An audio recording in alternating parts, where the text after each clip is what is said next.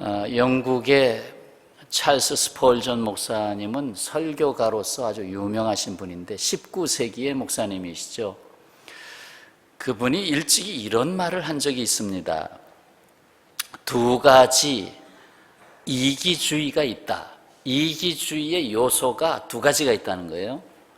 하나는 허영심이고 또 하나는 교만이다. 허영심, 교만, 이것이 내 안에 들어와 자리 잡음으로 인해서 나타나는 현상이 이기주의다. 그래서 생각해보면 허영심은 자신을 제풀에 날려버리게 하고,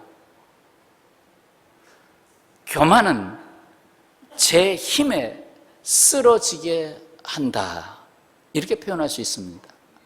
결국 다 자신을 망가뜨리게 되는 거죠. 허영심, 교만은 다 자신을 이렇게 추락시키는 거예요.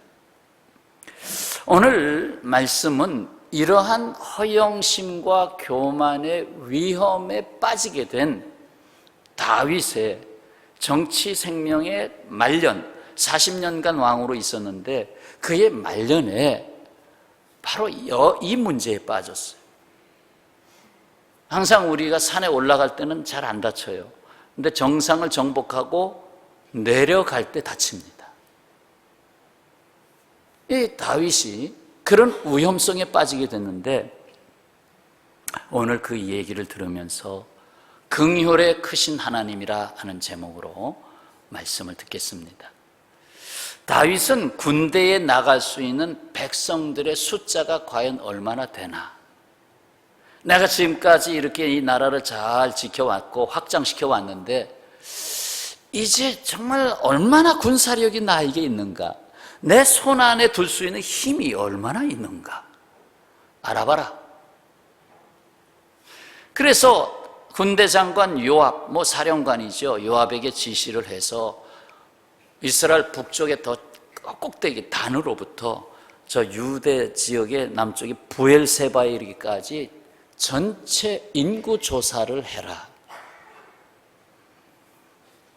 그래서 요압 장군이 이제 할 수 없이 명령에 받들어야죠. 중요한 것은 첫 번째 우리가 짚고 가야 될 것은 바로 이거예요. 내 손에 있는 힘을 세어버리라. 우리가 여기에 빠지게 된다는 거예요. 종종 이 사회나 정치, 경제 할 것 없이 내 손에 있는 힘을 세어버리라. 물론 세상에서 하는 말로서는 자기에 대한 정확한 자기의 실력을 따져보겠다, 이거 잘못된 거 아니잖아요.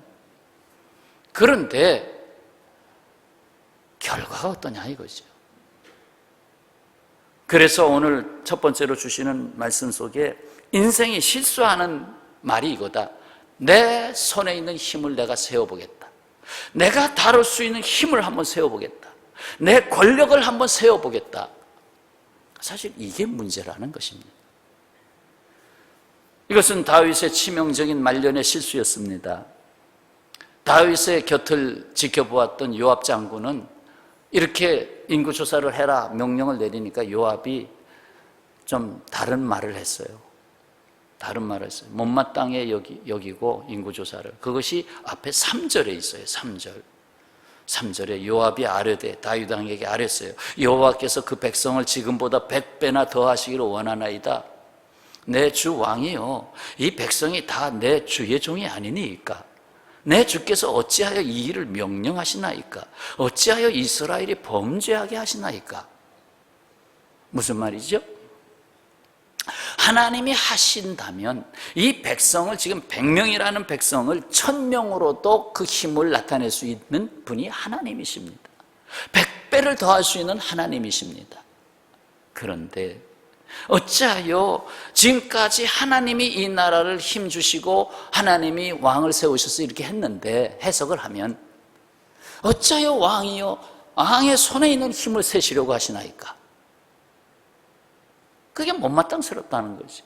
참 충신이죠, 그렇게 보면.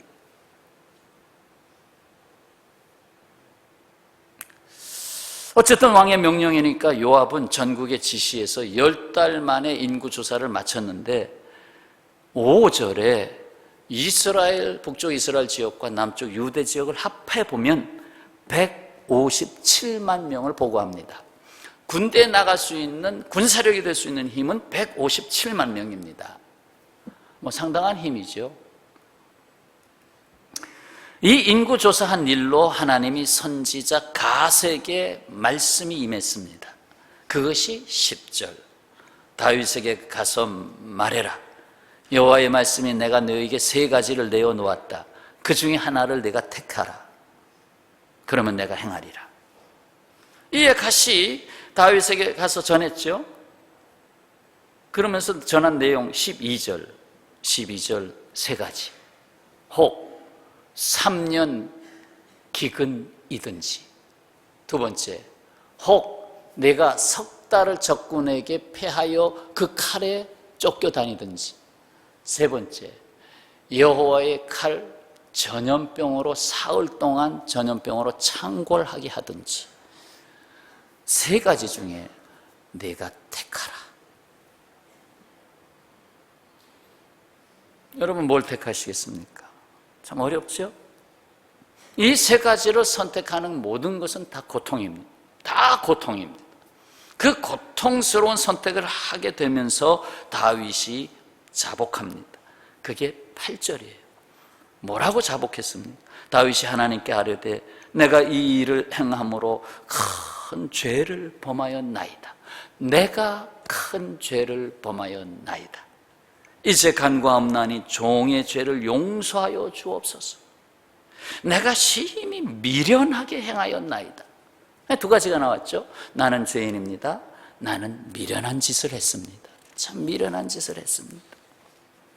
이 다윗 왕이 40년 동안 왕을 했으면 얼마나 실권 다 잡고 있는 거 아니에요? 여기서 말할 수 있어요. 요압 장군에게나 선지자 가세에게 큰 소리 할 수 있죠. 뭐야? 그것 가지고 그래? 응? 그럴 수도 있지. 하나님이 그렇게 말씀하셔? 하나님도 이해하실 거야. 인구조사 하나 한 거 가지고 그래? 그런데 아니었습니다. 그렇게 대답 안 했어요.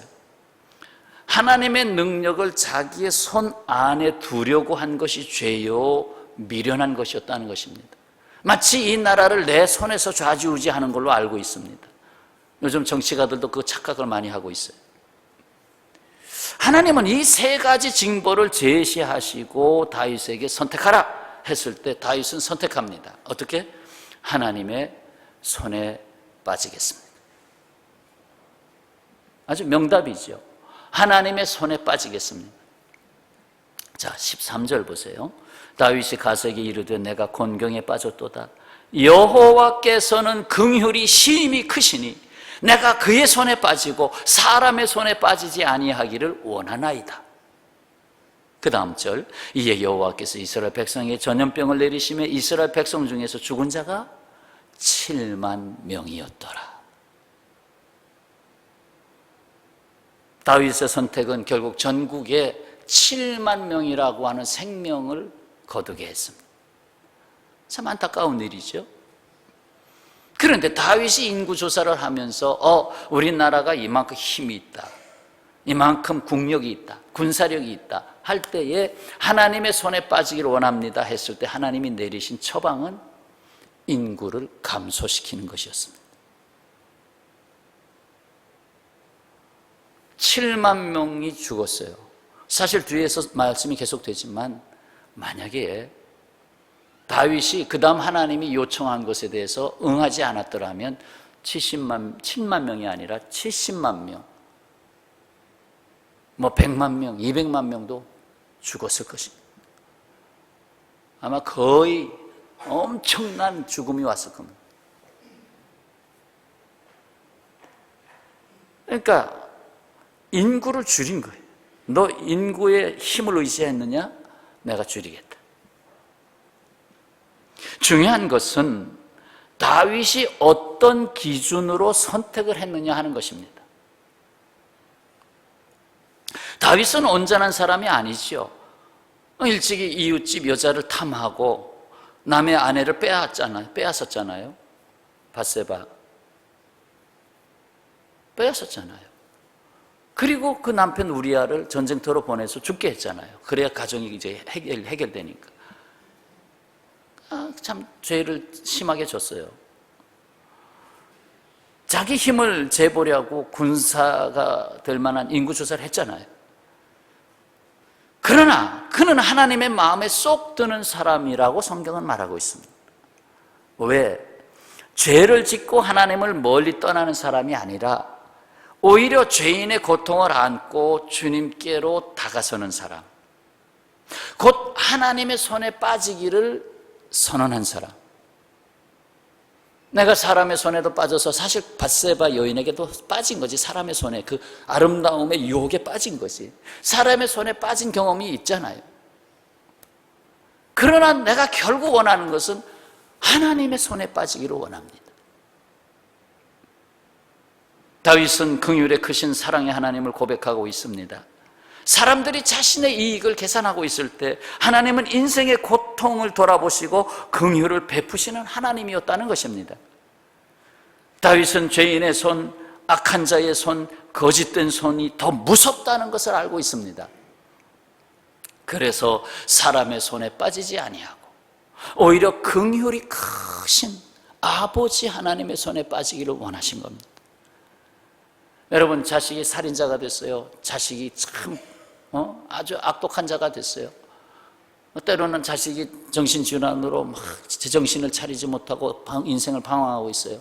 그 사람을 볼 때 아이고 그냥 안 됐다, 그렇게 정도로 여러분 생각하실 수 있겠죠. 그런데 한 번만 더 생각해 보면 가슴이 저려옵니다. 그를 낳은 어머니의 마음은 어떨까? 내가 낳은 자식이 정신을 못 차리고 거의 미쳐서 살고 맨날 병원이나 들락거리고, 그 어머니의 마음은 생각해 봐요. 어머니가 밤에 잠들 때 그냥 잠들겠어요? 눈물로 아버지. 그게 긍휼히 여기는 마음 아니에요? 내 자식이다 하면 그 긍휼히 여기는 마음이 대단해집니다. 여러분, 기도할 때 자식을 위해서 기도하는 거 빼놓는 분 계셔요? 아버지, 이제는 제 딸을 위해서 기도합니다. 뭐를 위해서 기도합니다. 빼놓는 분 계셔요? 아무리 바빠도 그건 하고 가요. 다른 기도 다 하고 그건 꼭 하고 가요. 아버지 하나님.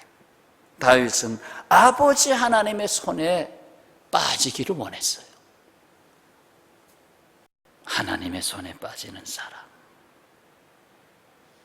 우리가 넘어져도 하나님께로 넘어져야 하고, 쓰러져도 십자가에서 피를 흘리신 예수께로 쓰러져야 합니다. 뿐만 아니라 다윗은 남이 자기 잘못을 지적했을 때 그를 향하여 분노하는 사람이 아니라 자기 잘못을 시인하고 하나님께 자복하는 사람이었습니다. 결국은 하나님으로부터 말미암지 않고는 자기는 아무것도 될 수 없음을 고백하는 사람이었습니다. 다윗은 신앙인이었어요.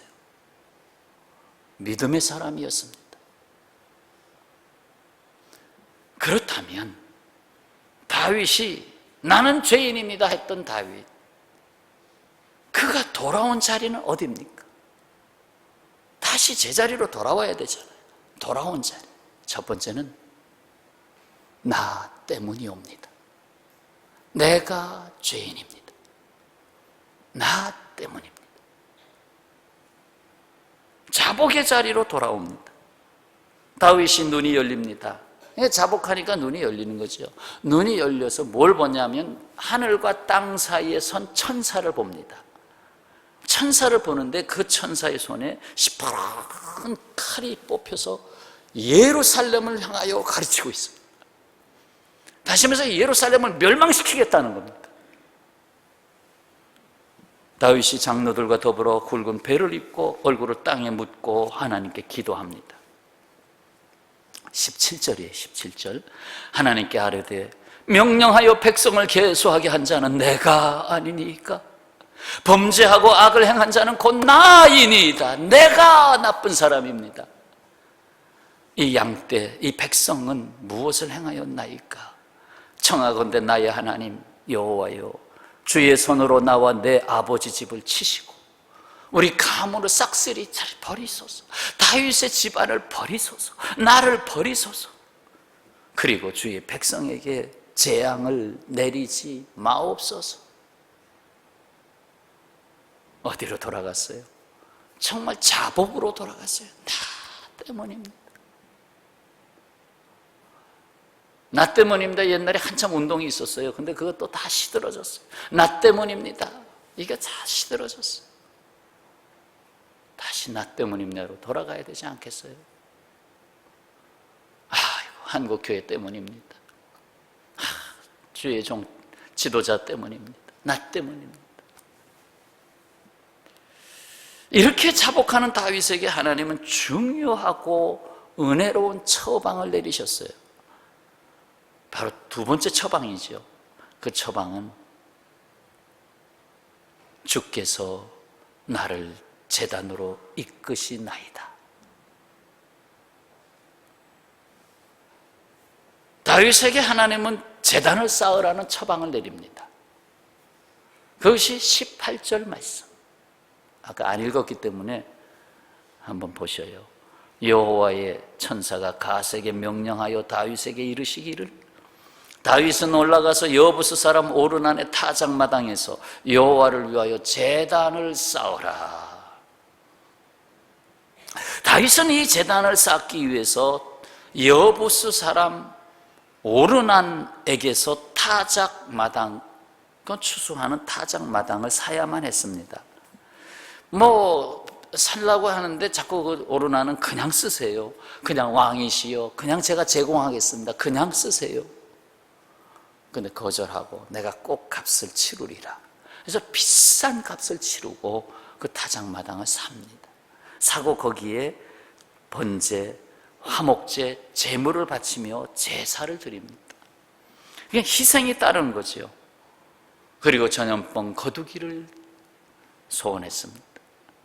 무엇보다도 하나님께서 다윗에게 제단을 쌓으라 하시면은 매우 중요한 의미를 담고 있습니다.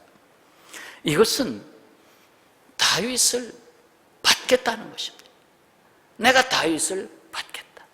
다윗은 지금 큰 죄를 졌다. 그래서 7만 명, 이미 7만 명이 지금 죽었다. 근데 내가 다윗을 받겠다. 하나님의 손에 빠지기를 원했던 다윗, 이제는 내가 다윗을 내 손 안에 두겠다. 그리고 하나님이 다윗이 드리는 그 제단, 그 제물을 연락하셨어요. 그래서 하늘에서 불이 내려와서 불로 그 제물을 다 불사르고 연락하셨어요. 그것이 26절의 말씀이고, 하나님은 제단을 받으시고 그 위기의 모든 문제를 해결하십니다. 어떻게? 27절 여호와께서 천사를 명령하시며, 그 칼을 빼던 천사에게 명령하셨어요. 그가 칼을 칼집에 꽂았더라. 그 멸망케 할 칼을 다시 집어넣었어요. 어떻게? 다윗이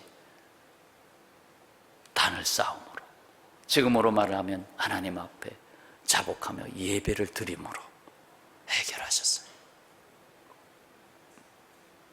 후에 제단을 쌓은 이곳이 어떻게 되는가 한번 정리해 보겠습니다. 바로 이 제단을 쌓은 오르난의 타작마당이 솔로몬의 성전이 세워진 자리가 됩니다. 거기에 성전이 돼요. 사실 이곳은 하나님의 전이요 하고 그 다음 장에 나오는데 이미 신앙 고백이 들어왔습니다. 이곳은, 내가 제단을 쌓은 이곳은 하나님의 성전이다. 그래서 솔로몬이 거기에 성전을 짓습니다. 그리고 더 올라가면 아브라함이 아들 이삭을 바치라 할 때 모리아 산에 가서 아들 이삭을 제단에 바치잖아요. 그때 그만! 하고 어린 양을 준비하시는데 그 독생자 아들 이삭을 바친 곳이 모리아 산입니다.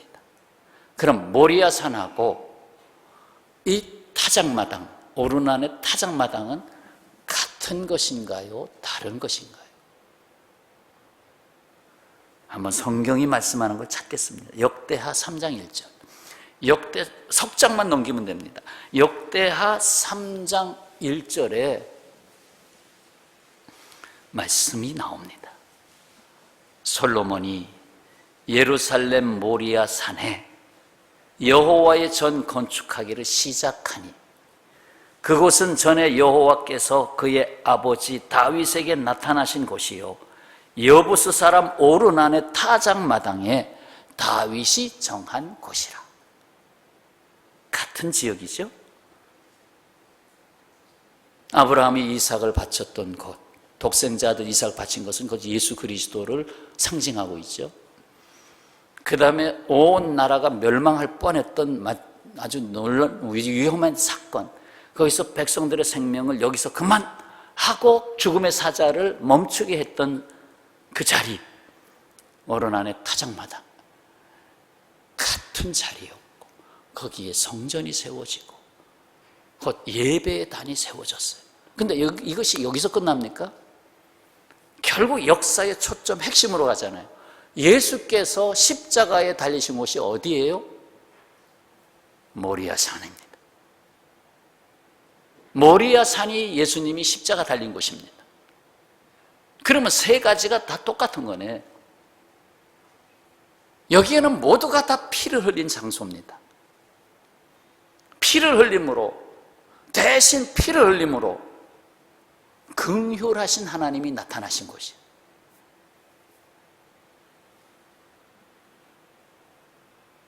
느헤미야서 9장에 가면 긍휼이라는 단어가 반복되는데 느헤미야서 9장 19절에 보면 주께서는 주의 크신 긍휼로 그들을 광야에 버리지 아니하시고 낮에는 구름 기둥이 그들에게서 떠나지 아니하고 길을 인도하며 밤에는 불 기둥이 그들이 갈 길을 비추게 하셨사오며 같은 장 31절로 가면 주의 크신 긍휼로 그들을 아주 멸하지 아니하시며 버리지도 아니하셨사오니 주는 은혜로우시고 불쌍히 여기시는 하나님이심이니이다.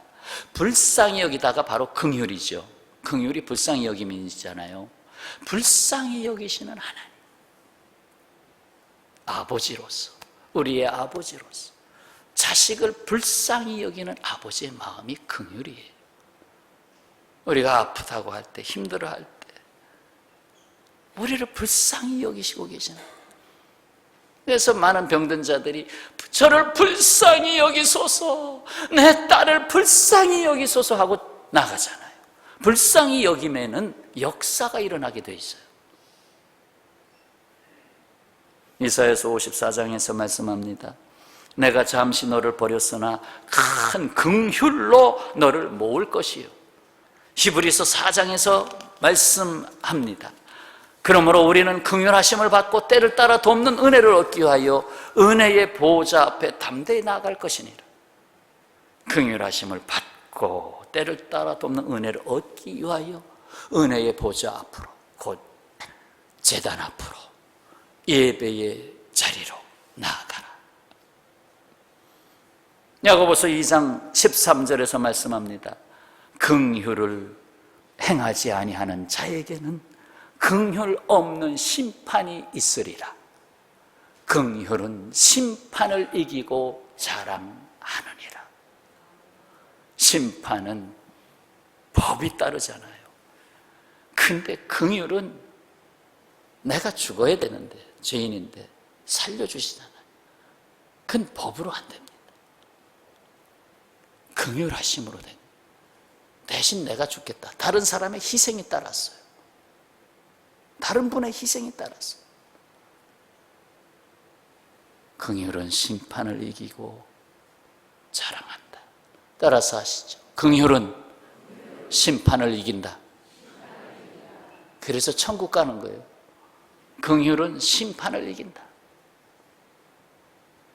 천국 마지막 대심판 앞에서 너 누구니? 너는 긍휼을 한 번도 베풀지 않는구나.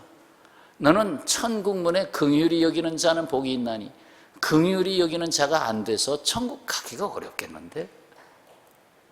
아마 해설을 하실 것 같아요. 사랑하는 성도 여러분, 우리가 받은 은혜는 너무나 큽니다. 우리가 죄를 지을 때에도 하나님은 우리에게로 향하신 긍휼을 거두신 적이 없습니다. 교도소에 갇힌 아들, 딸들 찾아와서 면회하는 아버지, 엄마의 마음을 헤아려 보세요. 그래도 그 앞에서 눈물 흘려주시는 분은 부모님 아니에요?